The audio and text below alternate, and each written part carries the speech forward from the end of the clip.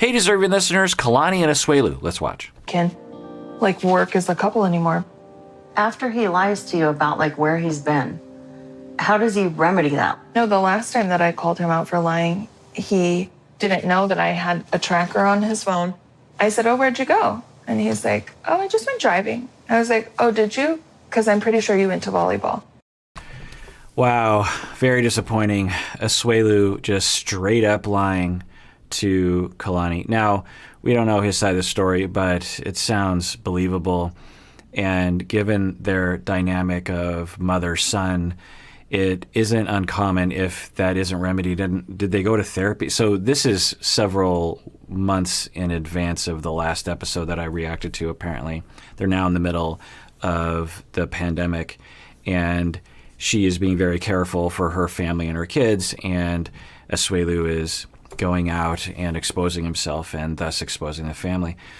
And he is lying to her, saying that he just went for a drive when he actually did come into contact with other people. And yeah, very disappointing, but consistent with the hypothesis, the conceptualization I've had of the two of them, where he is the underfunctioner, which also is the child role, the dependent role, and she is the parentified one who is more responsible.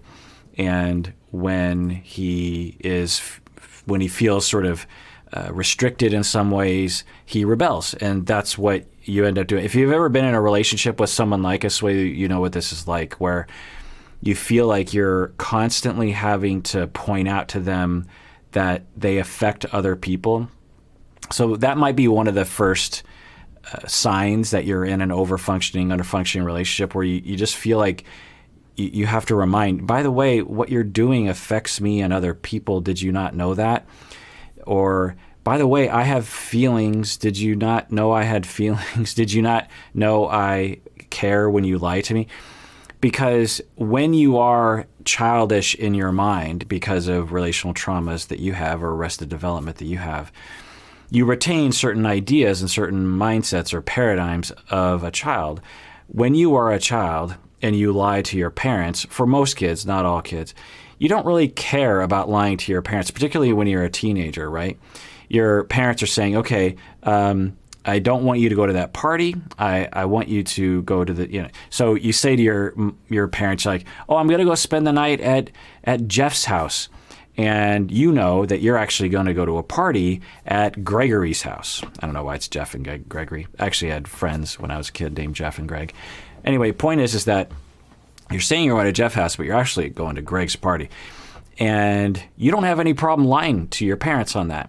You don't feel bad. You probably don't feel bad. Maybe you feel bad, but a lot of kids don't feel bad. They're just like, well, that's what you do. My parents aren't going to let me go to Greg's, and so I'm going to go to Greg's because that's where the party is, and I can't miss out on that party. And I don't. And if my parents find out that I lied, they're parents. They'll figure it. I don't care.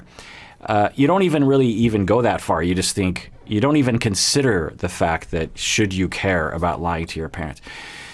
Not all kids are like that, but many kids are. It's just normal. And it's a part of growing up, and it's a part of being a child. It's part of being a child who is a teenager. Teenagers are children.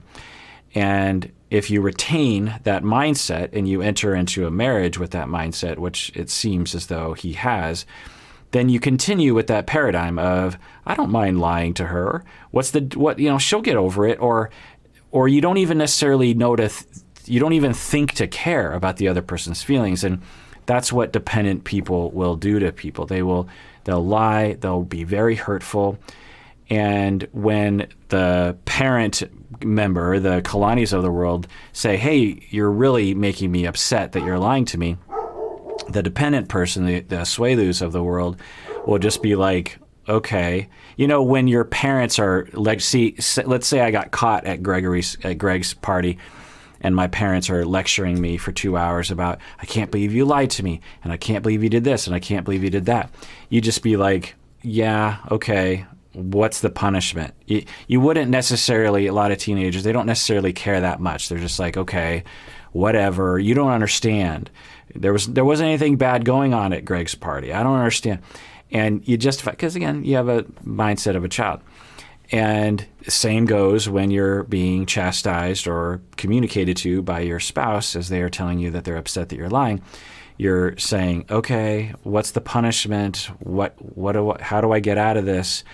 And for the Kalanis of the world, it's extremely concerning and very, very hurtful to be treated that way. Not only were you lied to, but then your spouse doesn't even seem to care that they lied to you, which seems to be happening to Kalani, which is a humongous yikes. And then I flipped my phone around and said, well, here's where you were. And then his face like froze. And then he says like, I'm really sorry that happened, but I had to lie because you would have gotten mad. And I said, yeah, because we're in quarantine. Yeah, and that's sort of a classic dependent thing that people will say is, well, I only lied because you were going to get mad. That's not a justification for lying under most circumstances. Now, there are extreme circumstances where you have an abusive partner and you will lie to avoid being abused. Most people might say that's justified. But in this situation, I don't think we're looking at an abusive situation from what we've seen on the show. And they'll say that all the time. But again, that's what a child will say. The only reason why I said I was going to Jeff's and not to Greg's is because you wouldn't let me go to Greg's. Okay. And as a teenager, a parent situation, you're like, okay, I guess that makes sense. A lot of teenagers will do that. But when your partner says that to you, the only reason I didn't tell you I was going to play volleyball and have fun with my friends is because you weren't going to let me do it. And that's that mindset of the dependent person. That's that mindset of the childish member in the over-functioning, under-functioning dyad is, but I wanted it. And you didn't want me to do it, so that's why I lied to you. There's not a lot of extension to the parent member of the marriage that the other person even has feelings in the same way that a child doesn't extend themselves into their parents' lives. Children shouldn't extend themselves into their parents' lives, very much anyway, because the child needs to be free to think about themselves. It's usually a mostly one-directional emotional life where the parents are really concerned with the kids and the kids are mostly concerned with themselves. And that can be recreated in a marriage, which it seems to be happening, which, of course, is very upsetting to Kalani and her mom. Married anymore?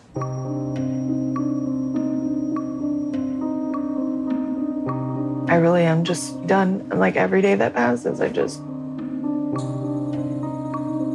see the point of it all. And I've just been fighting and trying my hardest. And it's just me trying. Yeah, you got to feel bad for Kalani. The pain and the loneliness, the fatigue, working so hard and getting so little back. Now, again, we don't have his side of the story, but I think that her story seems believable, that she is not getting much back from him. She's getting inconsistent effort from him. And, that's upsetting. Now, if we heard from him, it's possible, if he was able to articulate himself to us, that he might say that, well, when I try to contribute, she hurts my feelings. She puts me down. She criticizes me a lot because she is prone to that. She talks in a lot of sarcasm and she can ridicule sometimes. I don't think that justifies his behavior in any way, but you could see how a dynamic would build up over time and become exacerbated. Now, the other thing is they went to one couple therapy session. They were planning on going to a second. Are they still going? I don't know. Let's find out. I'll text you my address right now. I love this. Hilarious. Yeah, I will beat up Kalani and beat you up. Oh, yeah? Watch me. One before the other? Watch me. Okay. Oh, yeah. Now you want to fight me. Kalani, Fight me then. Don't tell me what to do. Fight me then. Don't tell me what to do, Fight me Kalani. then. Like Fight your me then. sister I say, don't care. I'm like 4 foot, whatever, but Don't care. Yikes. Okay, so I didn't show all the clips because it was just, I don't know, kind of repeat of the season, but this is sort of new in a sense. Tammy is now threatening Kalani and saying, I'm going to beat you up. You need to stay out of it. Even though Tammy was the one invading her self into the situation. But anyway, so Tammy says to Kalani, I'm going to beat you up. And then Kalani says, okay, fine, I'll give you my address. You can come over. Let's go. Yeah, you can, feel free to try to beat me up. And then Tammy's comeback to that is, don't tell me what to do. Huh? I'm going to beat you up. Okay, fine, come over here and beat me up. Don't tell me what to do. Huh? I love it when people have these kinds of, it's just hilarious, because when people are upset and they have traumas or they've been modeled certain behaviors, they will exhibit this kind of talk. And if you've ever been late at night at a bar or something and two guys really want to go at it, there's always this talk that they say. And if you just listen to it verbatim, it doesn't make any sense, I'm going to beat you up. Okay, come over here and beat me up. Don't tell me what to do. Who knew this was a comedy? I mean, it's a comedy of tragedy, a tragedy of comedies. Kalani in person, like to fight her, this is like, this was not the proper time. Not a classy lady. Yeah, you should not do that, like for money. I think little sister over there in the corner should go home back to wherever she came from, and if her and her mother can't afford to live here, then they need to go back to Samoa. Okay, so I didn't think I'd be sticking up for Tammy in this situation, but it's fine if Debbie is upset and Debbie's like, I don't like Tammy's attitude, but just that classic racist statement, go home. As a Japanese American, I've been told that.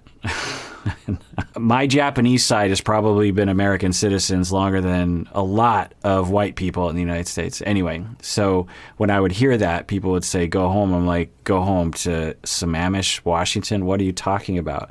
Well, no, go to where your parents are from. Spokane, Washington? Oh, go to where your grandparents are from. Kansas? Like, what are you talking about? Anyway, so Debbie pulls that out, and you just have to. So the swirl of ridiculousness continues. Let's see if someone else can join in. Out of it, girl. No, stay you stay out of it. Stay You out stay of out of it. Nah, I'm not going to do that. People that know me know I can't. My do brother that. needs to help us no matter what, Debbie. No, you're wrong. No, Debbie. Stay out of it. Come up here and kick my ass. It's all right. Well, I will, Debbie. Now that would be an interesting episode of 90 Day Fiancé. Tammy and Debbie in a fight. Just imagine that in your head. I'm not recommending it. That would be awful. What's happening? I will, Come Debbie. on. I will. Bring it on, Debbie. Bring it on. Bye. I will take Debbie's place. Okay. Bring it on. You sit here and bullied all these ladies on here. Well, bully me, bitch. Bring it on, lady. So now Angela is getting in, and I didn't know whose side she was going to take, because you never know what side Angela's going to take, but she takes Debbie's side, and is also, now that would be an interesting fight. Tammy and Angela, that would be an interesting fight. But I hope it doesn't happen, because that would be awful.